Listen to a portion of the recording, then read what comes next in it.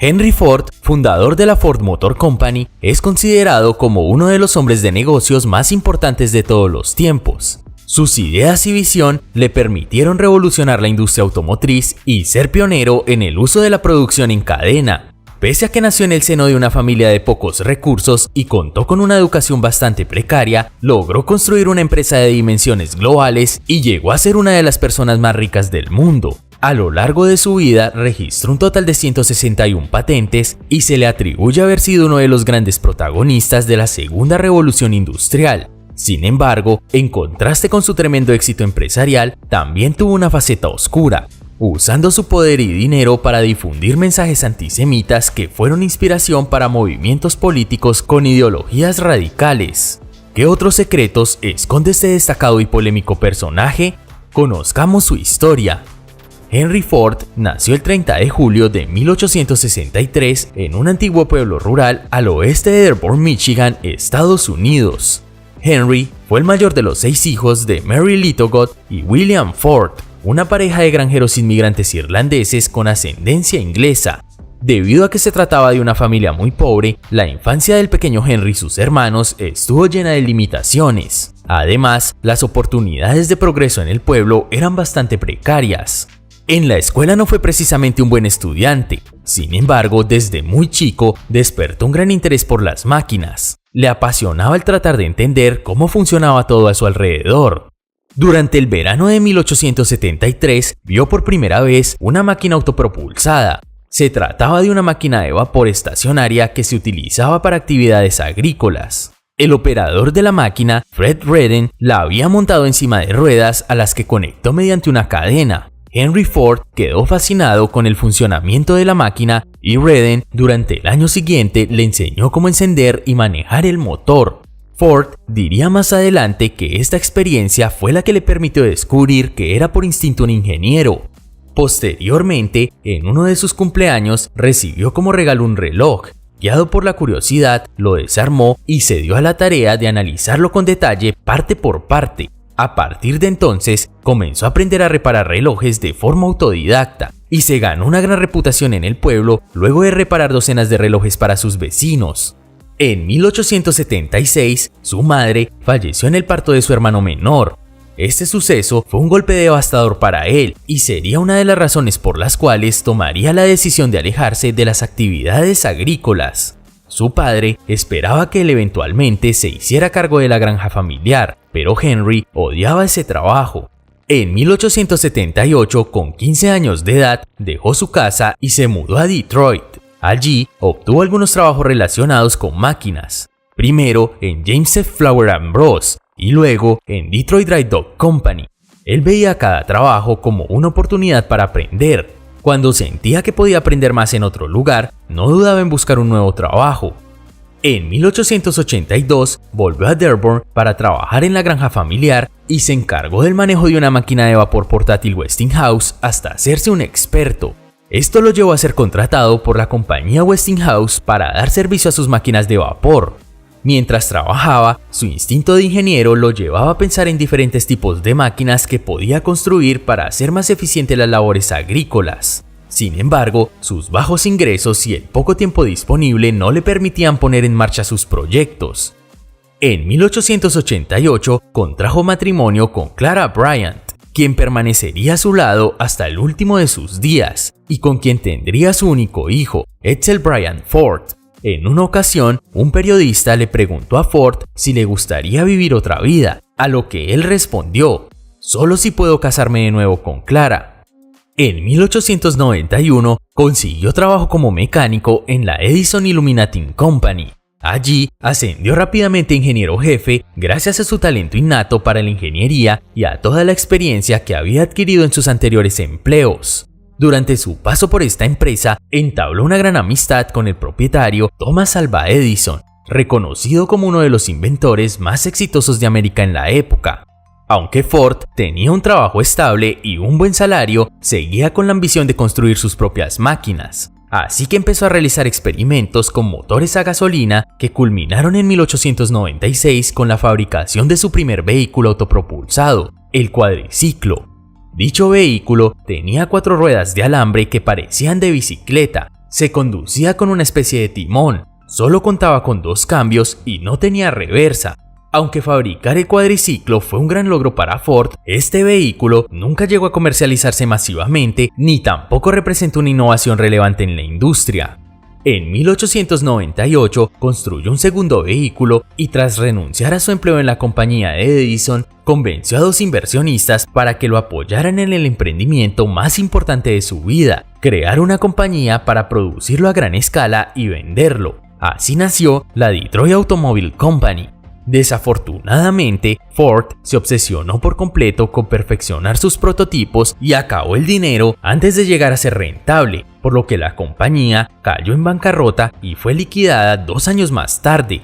Pese al fracaso, durante este periodo, Ford logró ganar reconocimiento gracias a que participaba en carreras de autos en las que ponía a prueba sus vehículos frente a los de la competencia, llegando incluso a vencer a Alexander Winton, un prestigioso piloto, ingeniero e inventor que era propietario de la Winton Motor Carriage Company, la empresa automotriz más grande del país en ese momento. En 1901 capitalizó el reconocimiento obtenido y recaudó fondos para poner en marcha su segunda empresa, la Henry Ford Company. El objetivo de Ford era enfocarse en la fabricación de autos de carreras, pero sus inversionistas querían que fabricara un modelo de auto para la venta al público general. Debido a las diferencias, los inversionistas optaron por contratar al ingeniero Henry M. Leland para que se encargara de la fabricación del auto que querían. Esta decisión no fue bien tomada por Ford, quien sintió que su autoridad había sido menoscabada y renunció. Dimití determinado a nunca jamás volver a ponerme bajo las órdenes de nadie, fueron sus palabras. Eventualmente, la Henry Ford Company sería reorganizada bajo el nombre Cadillac. En 1903, armado de una gran determinación y con la experiencia adquirida en sus 2 proyectos anteriores, Ford creó la Ford Motor Company, una empresa fundada junto con otros 11 inversores que aportaron en total un capital de $28,000 de la época. El primer coche de la nueva empresa, llamado Modelo A, fue seguido por una variedad de modelos mejorados que poco a poco comenzaron a abrirse espacio en el mercado. En ese entonces, los automóviles solían fabricarse prácticamente de forma artesanal y se vendían a precios que solamente podían pagar los más adinerados. Al analizar esto, a Ford se le ocurrió una idea que revolucionaría la industria: fabricar un auto para la gran multitud, uno que fuese asequible para el ciudadano promedio. Bajo esta premisa se inició la construcción del modelo T, que sería lanzado al mercado el 1 de octubre de 1908 y presentaba una gran cantidad de innovaciones. Por ejemplo, tenía el volante a la izquierda, siendo esto algo que la gran mayoría de las otras compañías pronto copiarían. Todo el motor y la transmisión iban cerrados. Los 4 cilindros estaban encajados en un sólido bloque y la suspensión funcionaba mediante 2 muelles semielípticos. El automóvil era muy sencillo de conducir y, más importante, muy barato y fácil de reparar. Su precio de venta inicial fue de $850, que era hasta un cuarto del precio de los vehículos de la competencia. Con el pasar de los años, este precio se iría reduciendo hasta ubicarse por debajo de los $300. Para promocionar y distribuir sus autos, Ford fue muy ambicioso e ingenioso. El empresario se encargó de instaurar publicidad masiva a lo largo de todo Detroit, asegurándose de que en cada periódico apareciesen anuncios de su marca. También implementó un sistema de concesionarios locales administrados por empresarios independientes en diferentes ciudades del país. De esta forma, cada concesionario funcionaba como un negocio particular y su propietario se encargaba de publicitar los autos de la compañía. Conforme más vendían los concesionarios, más ricos se hacían sus propietarios. Por tanto, se trataba de una estrategia de distribución y ventas muy efectiva. Con el tiempo, este modelo se expandiría a otros países y sería replicado por las demás empresas automotrices. El Ford T era un completo éxito en ventas. Rápidamente se convirtió en uno de los autos más vendidos en Estados Unidos. Paradójicamente, esto creó un gran problema para la Ford Motor Company, pues la empresa no daba abasto con la cantidad de pedidos, llegando incluso al punto de verse en la obligación de anunciar que no podían recibir más pedidos. En 1910, la compañía se mudó a una nueva y enorme planta en Highland Park, Michigan, al norte de Detroit. Allí, Henry Ford se obsesionó con producir más y a menor costo. Para lograrlo, empezó a implementar a rajatabla los principios de administración científica formulados por Frederick Taylor, los cuales se basaban en reducir las pérdidas de tiempo de trabajo a través de la división, especialización, cronometrización y estandarización de las distintas tareas del proceso de producción. Es decir, mientras las demás fábricas construían sus autos uno a uno de forma integral, Ford pensó en un modelo en el que cada etapa del proceso fuese realizada de manera independiente por personal especializado. Luego, instaló una cadena de montaje a base de correas de transmisión y guías de deslizamiento que iban desplazando automáticamente el chasis de los automóviles hasta los puestos donde sucesivos grupos de operarios realizaban en él las tareas encomendadas hasta que el vehículo estuviera completamente terminado. El sistema de piezas intercambiables, ensayado desde mucho antes en fábricas de armas y relojes, abarataba la producción y las reparaciones por la vía de la estandarización del producto. Para finales de 1913, la Ford Motor Company había conseguido desarrollar una línea de montaje para automóviles sin precedentes en la historia. Gracias a este sistema de producción, que más adelante sería conocido como el Fordismo, la compañía alcanzó niveles de productividad muy superiores a los de cualquier otro competidor. Sin embargo, también le generó algunos inconvenientes.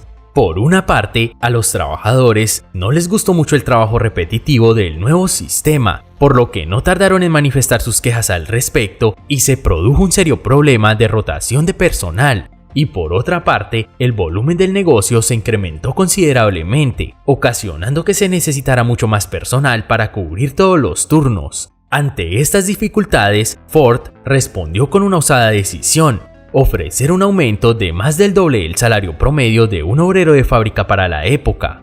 De un plumazo, el salario en la Ford Motor Company pasó de ser de unos $2 al día a $5, y añadió incentivos por producción y participación en los beneficios del negocio. También redujo la jornada laboral de 9 a 8 horas diarias y por solo 5 días a la semana, estableciendo así la jornada laboral de 40 horas que fue duramente criticada por Wall Street en su momento.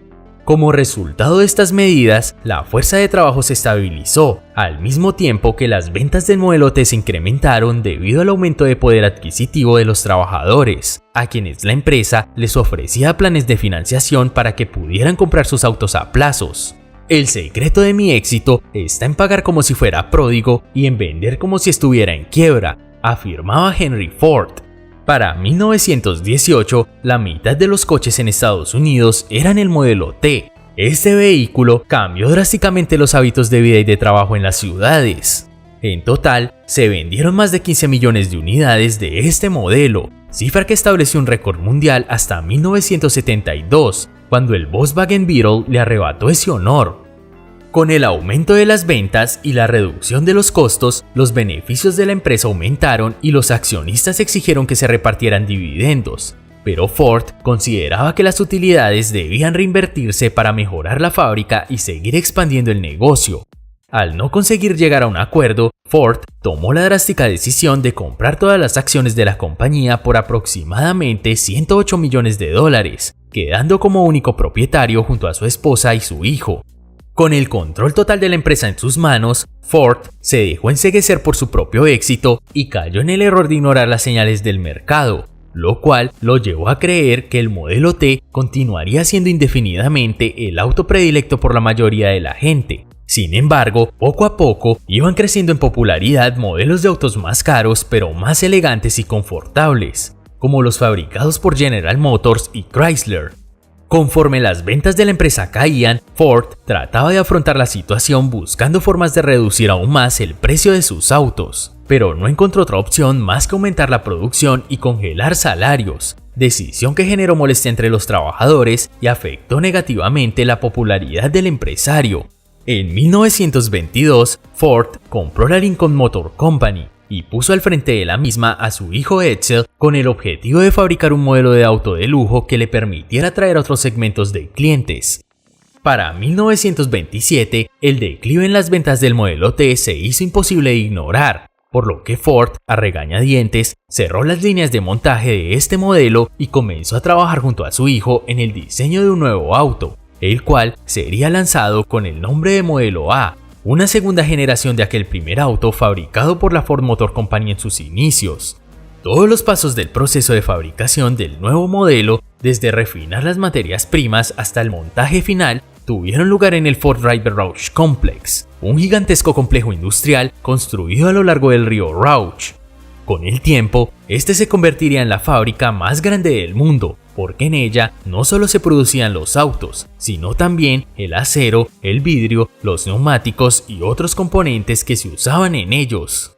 En 1929, Ford planteó un enorme reto a sus ingenieros: fabricar un motor de 8 cilindros con un solo bloque de fundición que pudiera producirse en serie y a un costo asequible.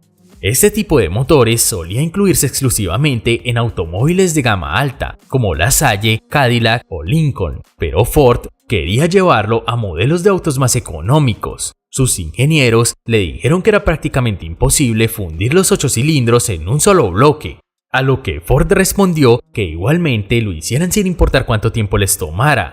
Los ingenieros, llenos de escepticismo, comenzaron a trabajar en el proyecto.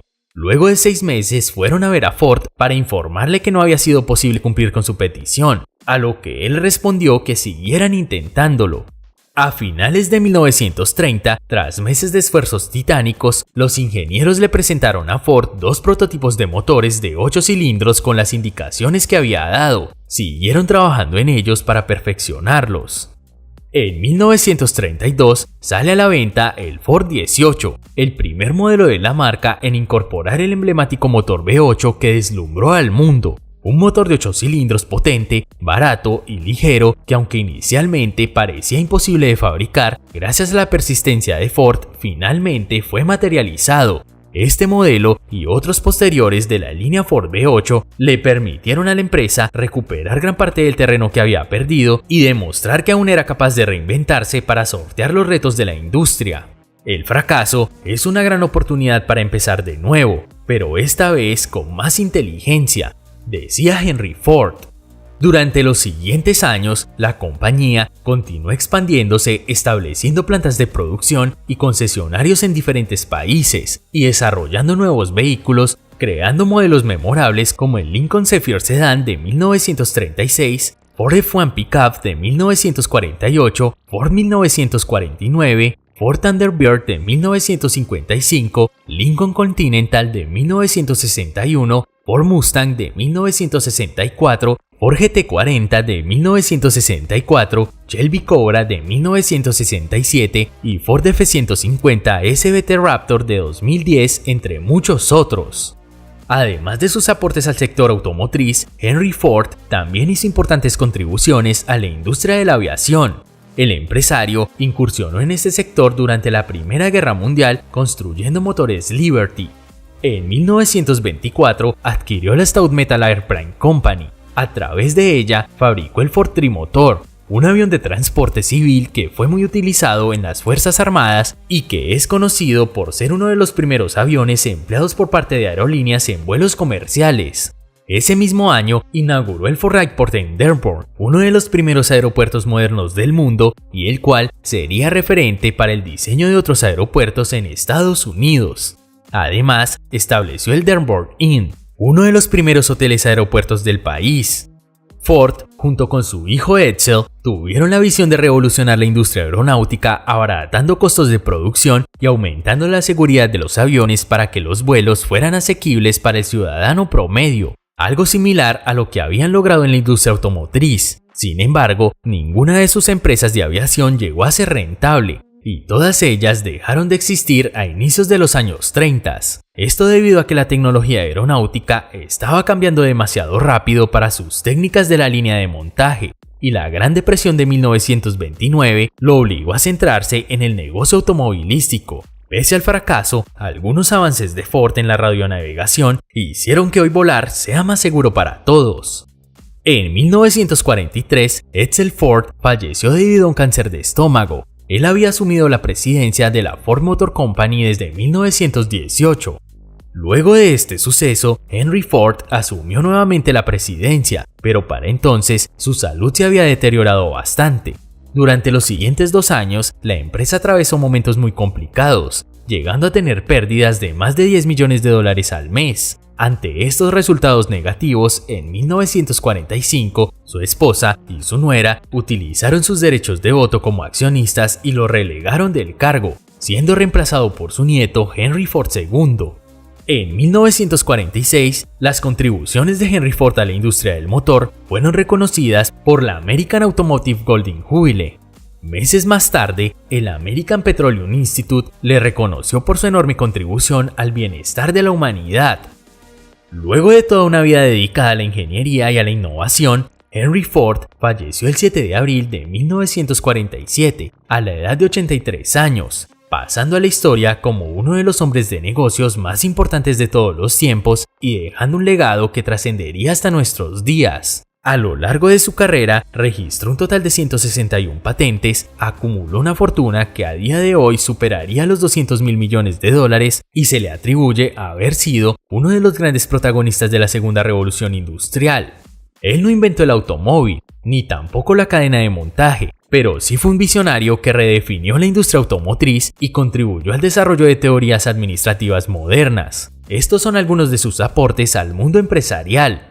Influyó directamente en la masificación del mercado automotriz a nivel global. Aunque hoy los vehículos que funcionan con combustibles fósiles representan un gran problema ambiental, paradójicamente, en su momento, fueron la solución a la contaminación general en las ciudades por los excrementos de los caballos que alaban las carretas en las que se transportaban las personas. Impulsó el modelo de producción en serie o en cadena conocido como el Fordismo. Empresas de todo tipo, desde fabricantes de artefactos eléctricos y mecánicos hasta productoras de comestibles y textiles, comenzaron a aplicar este modelo, logrando aumentar considerablemente su productividad y sus beneficios, lo cual les permitió reducir los precios de venta de sus productos y mejorar los salarios y condiciones laborales de sus trabajadores. Promovió modelos administrativos en los que se separaba la burocracia de la función industrial dentro de la empresa. Fue un pionero del estado de bienestar a través de la sociedad de consumo y buscó mejorar el nivel de vida de sus trabajadores y reducir su rotación a través de políticas laborales que desafiaron el statu quo de la época, contribuyendo así al crecimiento de la clase media estadounidense. Muchas de estas innovaciones y reformas fueron fuertemente criticadas y cuestionadas en su momento. No obstante, más adelante se convertirían en el referente para otros empresarios de la época y de generaciones posteriores. En contraste con su tremendo éxito empresarial, Henry Ford también tuvo una faceta oscura, usando su poder y su dinero para difundir mensajes antisemitas que fueron inspiración para movimientos políticos con ideologías radicales como el nazismo en Alemania. Incluso se le acusa de haber apoyado y financiado a Adolf Hitler para que sus ideas se pusieran en marcha. Otras polémicas en las que se vio envuelto a lo largo de su vida estuvieron relacionadas con explotación laboral. De acuerdo a testimonios de ex empleados de su empresa, los ritmos de trabajo allí eran agobiantes y hasta inhumanos, y los vigilaban constantemente para controlarlos, presionarlos y evitar intentos de huelga.